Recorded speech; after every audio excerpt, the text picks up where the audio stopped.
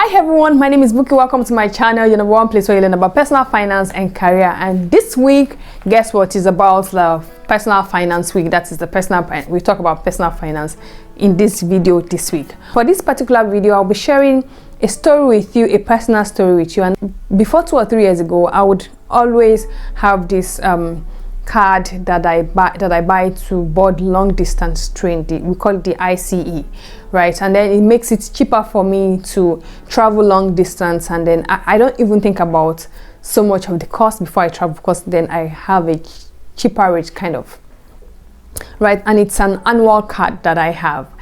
And then after 2018, I said, okay, I'm not going to use this card anymore because I'm not traveling as much as I used to travel because of work. So then in 2019, I think I forgot to cancel the card. And guess what happened? Of course, the people who gave me the card, the company who gave me the card, they were expecting a return of, they were expecting me to pay for the new year, which was 2019. They didn't get any payment for me, and then they sent me letters. As I had moved my address, so they were sending me letters to a wrong address, and I wasn't receiving it. And guess what? For each letter they sent, of course, there was an additional cost to that, because then they have to, say, we've been sending letters for stationaries and all of that. And this is a normal practice in Germany. For every letter they send you as a reminder to pay a particular bill, you get charged for it. So it was piling up. And then somehow, I think, I just don't know how they got my address. Then I received this letter from the Ministry of Justice saying so and so, and then I was supposed to pay, like, I think ×3 of the initial amount that I would have paid if I had subscribed normally. Yes, that happened to me. And that is one of the reasons why I'm so passionate and so interested in personal finance and how people like you and I can manage our money to, achieve that financial freedom we want to achieve. In this short story, 2 things already comes to mind. The first thing you have to do, one of the biggest traps you have to avoid in terms of money management, in terms of your financial freedom, is to make sure that you are paying your bills as at when due.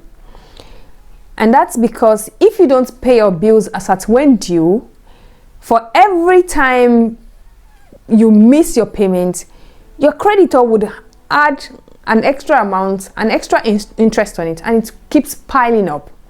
Right? And then it costs you more to actually settle that particular bill or settle that particular activity.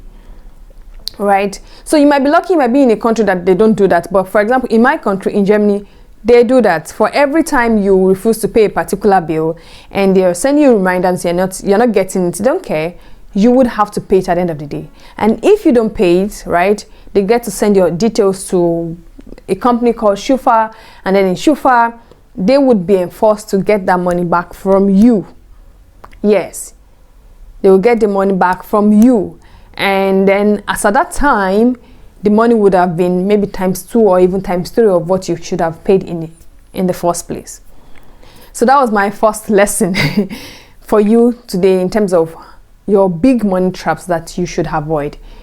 And the second thing you should, the second part or the second point from this particular story was about, it was a subscription I did, which means it was an annual subscription. And then, for subscriptions, if you don't give them a prior notice that you want to stop that particular subscription, it runs, for example, in Germany, it runs automatically. They just renew it. They work with the assumption that, okay, you still need it. And that's something really important in Germany. Like, if you know that this is not something for you, don't go into contracts that would require you to do subscription. And I believe that's the same thing for other countries as well. Always check your subscription. And because I didn't check my subscription, or I don't know what happened, but because I didn't check my subscription, it's automatically renewed for me. And that was why I had to pay double, or sorry, even triple of the money I had to pay, because then I had to I wasn't using the card anymore for that year, and I had to pay for it anyway. And then for the reminders that they sent to me, I had to pay for it. For the fact that they took it to court to be recovered, I had to pay for them taking it to court as well.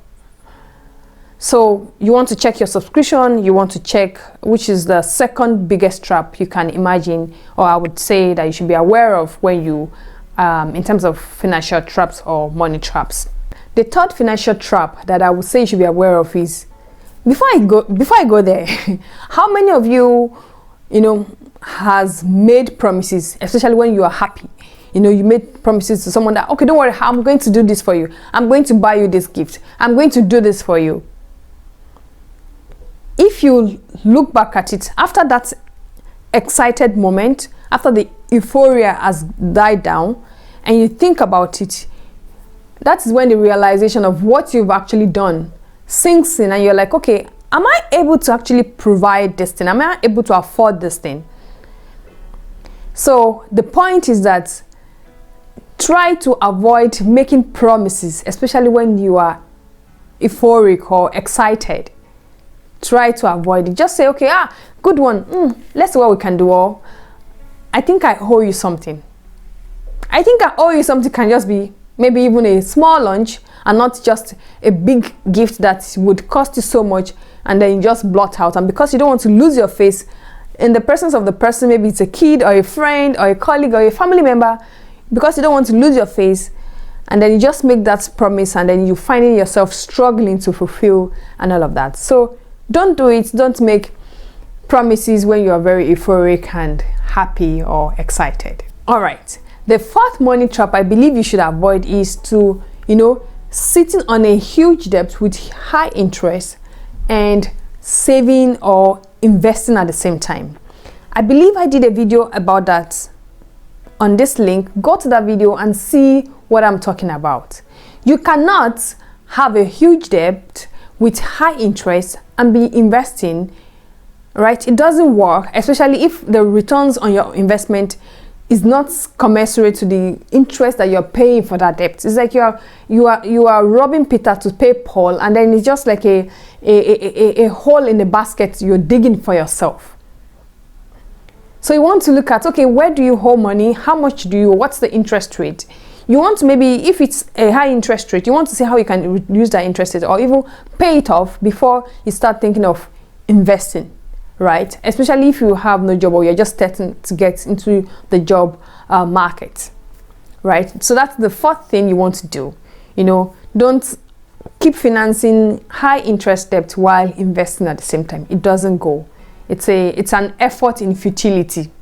So the fifth money trap is, not being open to your family members, friends about your financial status. A lot of us try to cover up, especially for people who are in the diaspora, because if you're an African like I am, I don't know, but I think some people back home think you just pick money from the streets, right? Or like you're not working or something, or not that you're not working, but they just believe that you have everything easy. Let me put it that way. So, but then you have to make the effort of, being open about those things, how you get money, and also what are your costs, what are your expenses. Just literally being open and being honest to people around you so that they won't unnecessarily be expecting things that you cannot afford. And don't try to pretend that, okay, everything is fine. When everything is not fine, tell them everything is not fine. Like, be plain. Be that plain, be plain, because sometimes you will find that those people back home, the people in your home country, they might even be doing well than you are. So who are you trying to impress? Let me put it that way. Don't try to impress nobody. Be yourself. Be open about your finances. Oh, if you have money, fine. If you don't have, tell them. And people would always have needs. They will always grumble. But you know what? You cannot give what you don't have. The moment you start giving what you don't have, you are getting close to trouble. Yes, you're getting close to trouble. So, and you won't be able to stop. It's a trap that you will not be able to cover up or to stop, because somebody is always having a need that you have to pay for, whether by getting the money through credit cards or going into debt or all of those things, you know, don't do it. Don't do it yourself. Don't borrow money, for example, to finance some other person's flamboyant life. Don't do it. Do not do it. All right, it's something I will talk about some other day, but let's just leave it at that. Okay, the number 6th money trap you want to avoid would be gambling. How many people, you know, I see a lot of people playing lotto, playing bet and all of that, and you have millions of people playing these things, but then out of those millions of people playing it, how many people do actually win? Maybe one person per month, or I don't know, I'm not into it, but I see the numbers and I see the number of people, you know, doing it, and I see the data and I'm like, this doesn't just make sense. It doesn't really make sense. The time you're using to, you know, trying to figure that money out, or even the money that you're using to put into lotto or into bet, you can use it for something else. Okay, so an assignment I would want to give you would be that if you're into gambling, I know it's not easy, it's addictive, but just take a time out, take an hindsight look into your past 12 months or even your past 3 months and look at how much you've put into playing bets or gambling on all of those things, and look at all the different things in your life that you could actually use that money for and see which one is worth it. I know you might say, okay, yeah, but you know, I might be in luck. Since you've been playing it, why have you not been in luck? That should be your question. Yes, you might be the next person in luck, but you know, you've been paying for how many months now, so why are you not the person in luck? So I mean, it's even better to use that money to buy a meal for yourself than, you know, throwing it there. And the last, or the 7th money trap would be for me, you know, deciding between buying a car lease, going for a car lease, and buying a car, an older car, which is cheaper, right? So when I was getting my car, I decided, or I actually thought about it. Okay, what's my budget? Of course, I had to think about the budget. How much do I have to invest in getting a car? And I had the option of going for a lease, but then I had to look at things like, okay, how much will it cost me every month to finance that car lease, and how much will it cost me to, you know, buy a car and then finance it myself or just pay it off myself. When I did the math based on how many years I want to use the car, I realized that getting a normal used car, you know, would pay me more financially as to getting a lease, right? But that is what most of us don't do. We are just so euphoric about, okay, it is new, it is tearaba. It is tearaba. For those that don't understand our language, it means like, you know, new. The car seats still smell like really, really new. It's still covered with plastic bags and all of that, you know. So yes, but the moment you drive the car out of the garage, almost 10% of the value of the car is lost.